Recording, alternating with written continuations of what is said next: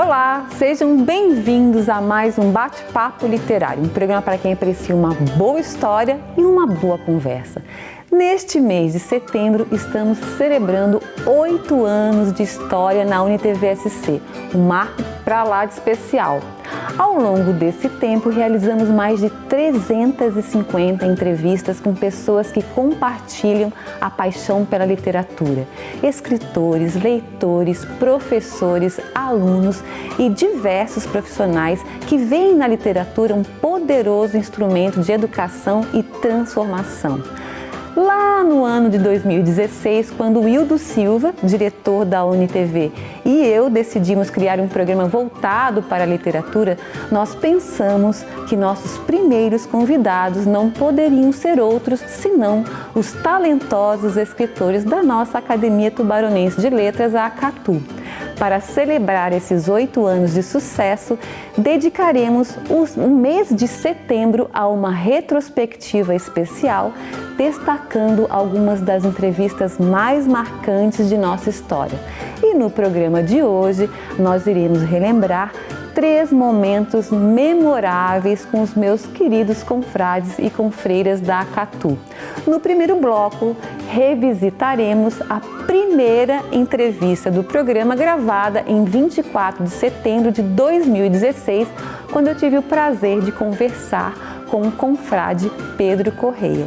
No segundo bloco, relembraremos a entrevista com a saudosa confreira Miriam Maier Nunes, que nos deixou em 2021, mas também deixou um legado inesquecível através de seus livros e projetos literários. E por fim, no terceiro bloco, eu trago uma convidada mais que especial, a minha querida confreira Amaline Mussi, que foi fundamental para me inspirar a seguir o caminho das letras. Fiquem conosco e aproveitem essa viagem de memória do Bate-Papo Literário. Seja muito bem-vindo ao nosso primeiro Bate-Papo Literário, um programa para quem aprecia uma boa história e uma boa conversa. Nosso convidado de hoje é muito especial. Ele é de Armazém, mas mora em Tubarão há mais de 50 anos. Além de escritor, ele é artista plástico e aprendeu sozinho a arte de pintar e esculpir. Ele tem 16 livros escritos, sendo que 5 deles publicados. E hoje ele vai falar aqui do seu último lançamento, Crônicas da Vida Inteira. Bom, está aqui conosco para um delicioso bate-papo o presidente da nossa Academia Tubaronense de Letras, seu Pedro Antônio Correia. Ô, seu Pedro, muito obrigada pelo convite, é uma honra recebê-lo aqui. Eu é que agradeço. Inclusive, a honra é minha de ser o primeiro entrevistado. O primeiro entrevistado, então, escolhi a dedo, tá, seu Pedro? Olha... Então, seu Pedro, eu falei ali na abertura do programa que o senhor tem 16 livros escritos e destes 5 foram publicados. Conta pra gente dessa dificuldade, que a gente sabe que é difícil publicar um livro aqui no Brasil, enfim, no nosso estado. Conta pra gente um pouquinho disso, que eu acho que é importante. Eu costumo dizer que é muito mais difícil editar o livro do que escrever, porque o ato de escrever não necessita de dinheiro. Sim, sim. Né? Enquanto que só disponibilidade de tempo e talento. Justamente. E a edição do livro necessita de verba para isso aí, sim. Né? De pessoas que apoiem o senhor, né? E o retorno, se o autor bancar a edição, o retorno é muito lento. Vê só que eu tenho livro lá editado já há 10 anos, né? E a metade está lá engavetado, está lá no meu ateliê. Ou seja, é difícil editar e depois que as pessoas comprem, conheçam o livro, retorno é muito lento, Então é difícil de viver de livro aqui no Brasil, no Brasil dá para contar nos dedos, né, seu Pedro? São poucos, nós uma pena. Tivemos o Jorge Amado, temos agora o Paulo Coelho e outros... Dá para contar nos dedos, né? Justamente, então é pouco. Ô, seu Pedro, o senhor escreveu então a Crônica da Vida Inteira. Crônicas da Vida Inteira. E aí o senhor começa falando da infância do senhor. Sim. Que é lá em Armazém, mas é no interior. Lá no interior, no sertão, né? Onde no sertão de Armazém. Eu nasci no sertão lá, né? Isso há quantos anos, seu Pedro? Isso há 78 anos. 78 anos. Tá, mas o senhor não nasceu sozinho, né? O senhor veio acompanhado. Como é? produção foi tão boa que Deus resolveu fazer em dupla. E isso depois de quantos filhos? Quantos irmãos? Nós somos, eu acho que eu sou o 10º. Nossa Senhora! E ele é o 10º. Não, eu sou o 11º, ele é o 12º. O senhor nasceu primeiro? Eu nasci uma hora antes. Segundo a minha mãe me falou. Segundo a minha mãe falou, eu nasci uma hora antes. Então eu sou o 11º, ele é o 12º, depois teve um 13º que faleceu neném. Então a família é enorme. Naquele tempo não tinha televisão, né? Era mais tranquilo. Ô, seu Pedro, e como é que era a criação de vocês? Como é que era vocês criança naquele tempo? Ajudavam na casa, nos afazeres domésticos? Como é que era? Doméstico não, né? Mas assim... Na roça? Na roça, uma vez que a gente já, lá pelos 5, 6 anos, a gente já botava enxadinha nas costas e ia ajudar a capinar, né? Junto com o pai e com a mãe. E o pai e a mãe junto ali. Ou acompanhar o irmão mais velho num carro de boi, buscar mandioca, batata e etc. Né? O senhor sente saudade? Sinto saudade, sinto. Foi uma infância boa. Naquele tempo a gente mesmo fabricava os nossos brinquedos. Né? Hoje em dia as crianças recebem tudo pronto. Né? É verdade. Um brinquedo só para olhar, porque é eletrônico. Enjoam rapidinho, né? Comprou o negócio, é o consumo. Naquele tempo não, a gente fazia os nossos brinquedos, por exemplo, os carrinhos fazia com casca de palmito, né? As rodas fazia de batata ou de aipim, né? É tranquilo. E se divertia. Né? Ou 2 sabugos de milho já serviam de boi, né? E assim por diante. E falar em fabricar brinquedos, eu li uma crônica ali que o senhor fez um carrinho puxado por galinha. Que história é essa? Não deu certo, né? Num domingo nós fomos passear na casa da tia, que ficava logo acima da nossa, né? E lá os primos cangaram 2 leitõezinhos, sabe? Sim. Cangaram e brincamos a tarde inteira com aqueles leitões. Mas era um trabalho, né? Bem se disse o ditado que incomoda mais que porco na corda, né? Aqueles leitõezinhos se deitavam, rolavam, não dava, né? Então, quando nós chegamos em casa, né, no dia seguinte, eu sugeri para o Paulo, vamos... Já que não deu certo com o leitão? O Paulo era meu irmão gêmeo, né? Ô Paulo... Vamos, que pena que a gente não tem 2 leitãozinhos para cangar. Não quero saber disso, dá muito trabalho, incomoda muito. Que tal a gente então cangar 2 franguinhos? Mas como que a gente vai botar o frango na canga, não tem jeito? A gente faz o laço lá e bota no pescoço, dá certo. Fizemos, né? Arranjamos lá um carretão, que é só o eixo, e o cabeçalho. Sim. Né? Cangamos os dois frangos, né? Não, mas logo no primeiro momento já um frango saiu arrastando tudo, tentou pular uma cerca, não deu certo, quase que os dois morreram. Tadinho, mas frango é muito pequenininho para puxar um carro, não, mas era pequenininho, o carretãozinho era coisinha à toa, né? Então, o frango saiu arrastando. Mas acho que valeu a diversão, né? Valeu. Valeu. Ô, seu Pedro, e o senhor era um guri bem traquinas, né? Meio arteirinho ali, não? Nem tanto. Seu Pedro, tinha horas que eu estava lendo o livro, eu tive o privilégio de lê-lo antes de ser lançado. Nós já vamos falar do lançamento, né? Sim. E às vezes eu dava gargalhada do livro, lendo o livro sozinha de noite, meu marido acordava, o que aconteceu? O que foi? Teve uma, então já que o senhor falou que não é muito taquino, teve uma que eu fiquei sabendo ali pelas crônicas, que o senhor trocou a mão do santo. Conta para nós. A estátua do padroeiro da capela local, Bom Jesus, ele tinha as 2 mãos destacáveis, né? Sim. Para problema de transporte e tal, então eram destacáveis. E um dia, na mão direita ele tinha o globo, né? E na outra mão ele estava, sei lá, assim, né? Então um dia eu resolvi trocar a mão devido a uma conversa que eu escutei de uma vizinha com a minha mãe, dizendo que o mundo ia acabar, não sei o quê, quando o mundo não estivesse mais na mão de Deus, aquela coisa toda. E eu vendo a fé rústica da mulher, né? A ignorância religiosa dela, eu resolvi lá, subi lá em cima do altar, aquele altar enorme, fui lá, troquei, botei a mão esquerda na direita e então inverti a coisa, né? E aí o senhor foi lá e colocou... Aí no dia seguinte... O Percebeu, não? Isso foi no sábado, eu fiz a troca, foi no sábado. No domingo na hora do Da terço, missa, na hora da da missa. reza, na hora da reza, a tal da mulher deu um grito lá no meio da igreja, a dona Rita deu Deus um do grito céu. e o que foi que não foi, que aí a mulherada toda correu para acudir a dona Rita e foi aquele rebu, né? E o senhor disse que não é traquinas ainda. A gente vai fazer um ligeiro break e a gente volta já já, não saia daí, tá ok?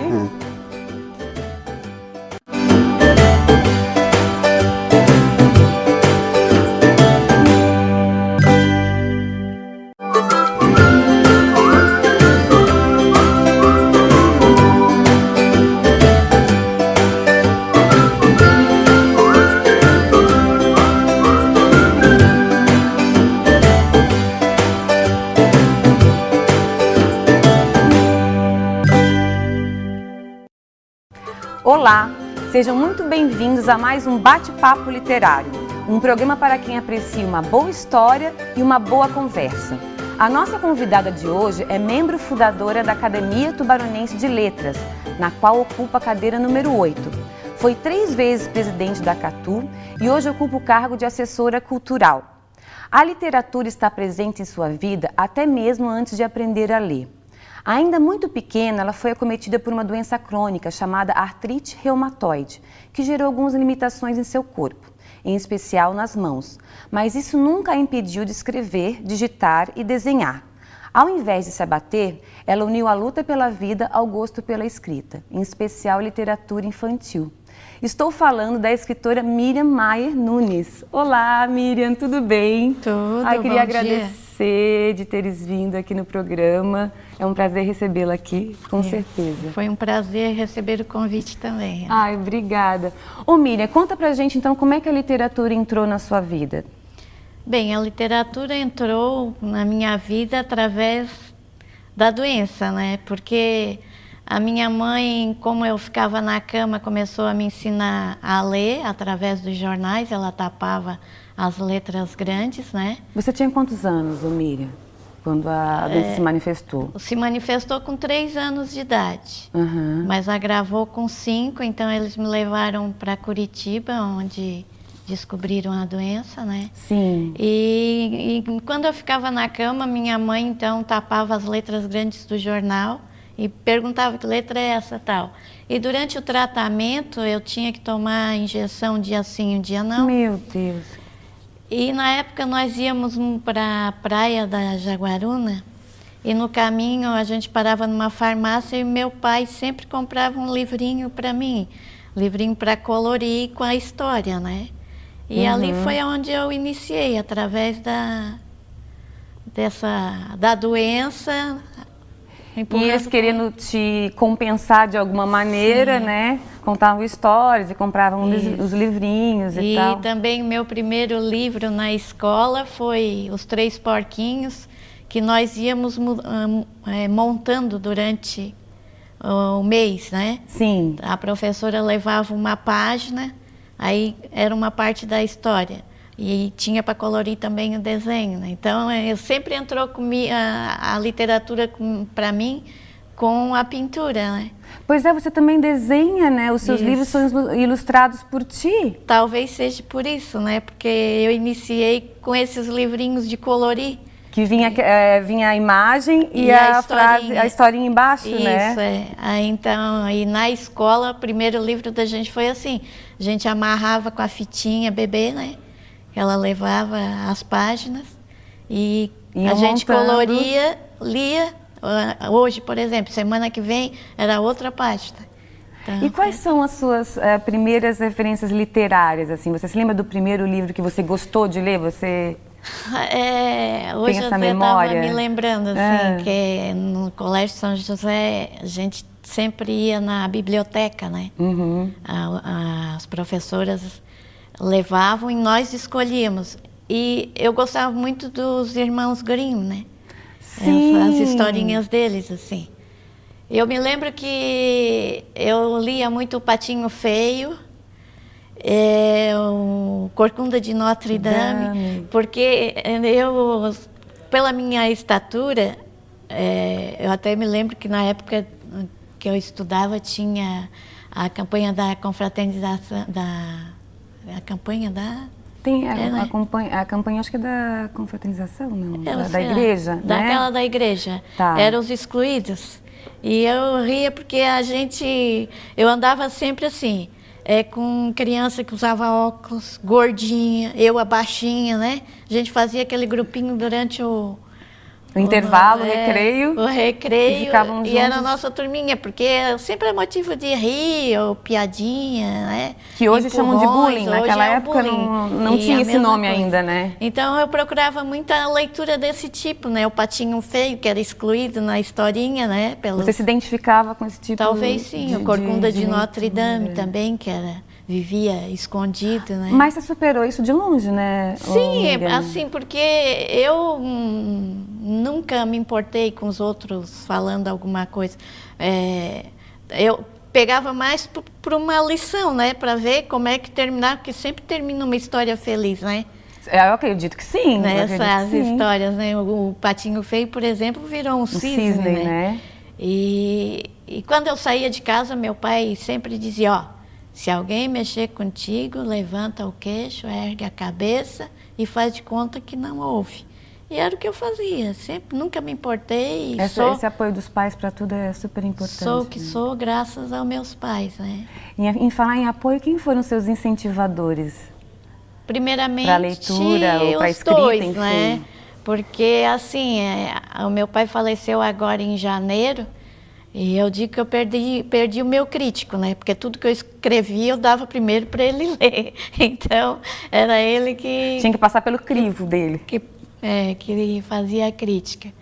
E depois, primeiro foram eles, né? Minha mãe, que foi a incentivadora, que começou a colocar meus poemas nos jornais, né? Olha que bacana. Você começou escrevendo poemas, então? Sim.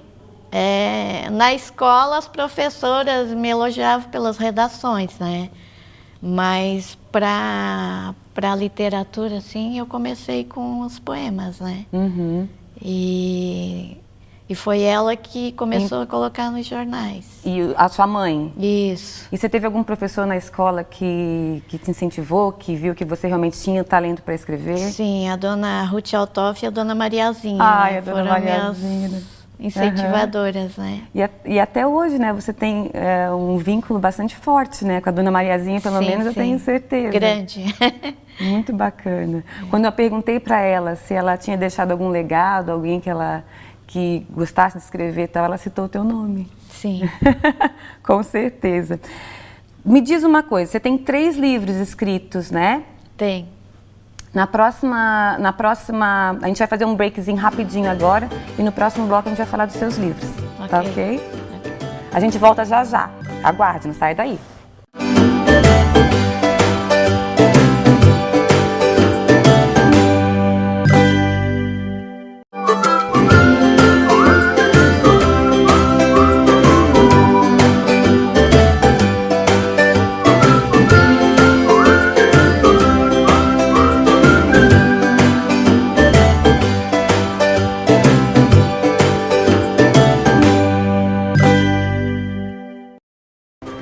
Olá, sejam muito bem-vindos a mais um bate-papo literário, um programa para quem aprecia uma boa história e uma boa conversa. A nossa convidada de hoje, além de ser uma pessoa absolutamente especial, é uma profissional singular. Através de sua vida acadêmica e suas obras, perpassa pelas vertentes literária, analítica e teórica. A literatura surgiu em sua vida através de sua mãe, quando tinha por volta dos 4 anos de idade. Mais tarde, os estudos de língua francesa foram determinantes para que ela decidisse seguir o caminho das letras. Em 72, publicou seu primeiro livro, Anotações sobre um Testamento. E daí para frente não parou mais. Fez mestrado em literatura brasileira pela Universidade Federal de Santa Catarina, publicou vários livros didáticos e mais recentemente escreveu a obra Genésio Antônio Mendes, A Razão de Tudo, que fala sobre a vida de um dos maiores empresários de Tubarão.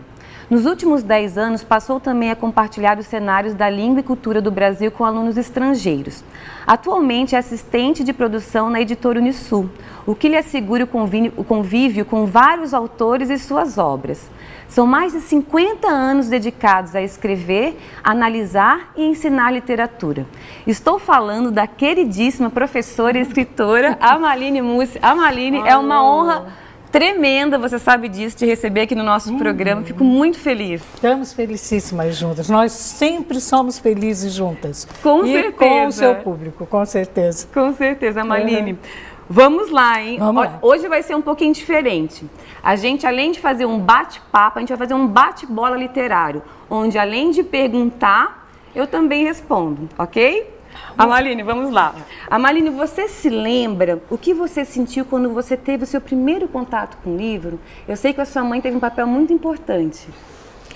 Olha, foi um encantamento, na verdade, e também um sentimento assim de apoio, de troca na linha do sofrimento e alegria. E eu explico. Sim. Porque a minha primeira lembrança de livro, na primeira lembrança eu estou muito gripadinha, eu sou uma criancinha muito magrinha, com meus 4 anos, eu acredito, 5 anos de idade, e a mamãe mandou buscar, na época chamada Caso Mari, um lindo livro de história, todo ilustrado. E como eu tinha de ficar na cama, ela disse, você vai gostar, filhinha, você vai ler esse livro. Então foi como uma compensação, percebe? E um consolo. E abrindo o livro, eram livros grandes naquela época, com ilustrações muito bonitas, eu fiquei maravilhada. Era um mundo novo para mim. Que delícia, então já Marilene. é um contato assim prazeroso, né? Isso te marcou como para primeira... sempre. Olha e só. você vai perceber, onde eu estiver, no correr da minha vida, eu sempre terei um livro perto de mim. Que delícia. Em todas as situações. Muito assim. bom. Quais foram suas primeiras referências literárias? Você se lembra assim o primeiro livro que você leu e gostou? Eu fui educada entre livros e com muito critério pela mamãe. Então, ela, ao mesmo tempo que nos trazia esses livros que falavam de lendas, de fadas, de gênios, os clássicos, né, da literatura infantil da época, a mamãe teve cuidado também de nos educar lendo coleções como O Mundo Pitoresco, como O Tesouro da Juventude. E isso nos punha em contato com as diversas áreas de conhecimento, mas também prazerosamente. É muito interessante isso. Boa didática, então você ia, né? Então você aquela quantidade de volumes, um destinado à física, um à matemática, um à literatura, um história. Então nós íamos mexendo no Tesouro da Juventude. De várias áreas. Vinha naturalmente. E nós seguimos depois com a clássica coleção das moças, que eram as permitidas, os livros permitidos às mocinhas da época. Vocês podiam ler na época? Podíamos ler. Era a coleção rosa, a coleção azul, Elinor Glyn, Max de Vezy, lembro Deli, lembro até hoje das autoras. E, de repente, eu começo a ter acesso a um outro tipo de coleção, os clássicos Jackson. E com os clássicos Jackson eu começo a ler teatro grego, textos traduzidos. Isso já na sua francês, eu já estou pra... com uns 13 anos, 14 anos. Adolescência. Não chego, no início da adolescência, mas já lendo aquilo que a mamãe selecionava e permitia. E nós tínhamos essa relação muito bonita com os pais, eu acho, que era dialogal, com os meus, era dialogal, e com extrema confiança no descortínio deles, quando eles diziam, isto nesse momento e mais adiante, aguarde que você vai gostar. Então, havia essa relação não era de obediência, era de um grande bem-estar com a condução, confiança. Muito legal. E chega um momento aí em que eu faço uma primeira leitura que me deixa muito assustada, que é a 25ª hora do Virgil Giorgio, que é o momento em que eu descubro que não havia mocinho e bandido, como nós nos posicionávamos nos faroés, né, de cinema, que não havia isto no mundo, que a história das relações humanas não era polarizada, digamos, né, no bom e no ruim, e que havia muita complexidade, inclusive para a minha compreensão na época. Interessante, olha só. Então esse livro foi marcante na minha história, né? E se eu posso falar em mais 2 ou 3 títulos, eu digo que é Simone de Beauvoir, em seguida, aí eu já devo ter uns 17 anos, 16. Revolucionária, né? Daí é para...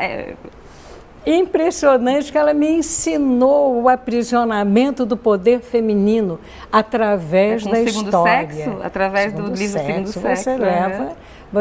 que é antes do feminismo, né? Mas abrindo, né? Abrindo as consciências para. E eu me apaixono também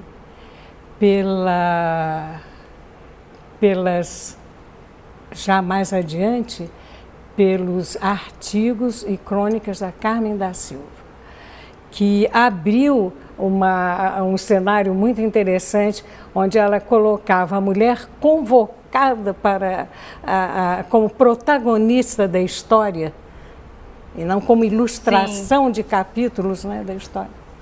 Muito interessante. Sim. Amaline, a gente vai fazer um pequeno intervalo. Que pena. E a gente volta já já, e eu quero saber de ti sobre a sua trajetória, essa trajetória tão diversificada no mundo das letras. A gente já volta, não saia daí. Em comemoração aos 8 anos do Bate-Papo Literário, no programa de hoje nós relembramos momentos especiais das conversas com meu confrade da Catu, o escritor Pedro Correia, e minhas confreiras Miriam Maier Nunes e Amaline Mussi. Mas antes de terminar o programa, eu quero fazer um agradecimento especial aos parceiros do Bate-Papo Literário. Eu quero agradecer ao Estúdio Morgana Anacleto, especializado em sobrancelhas e beleza, a Academia Toia, que há 44 anos mantém o nosso corpo em movimento, a editora Vitelli Publisher, que ajuda a escrever a história de quem escreve suas histórias, e a Código Kid, uma escola de programação que capacita crianças e adolescentes para os desafios do futuro. Muito obrigada a todos por fazerem parte de nossa história e que venham muito mais bate-papos literários por aí.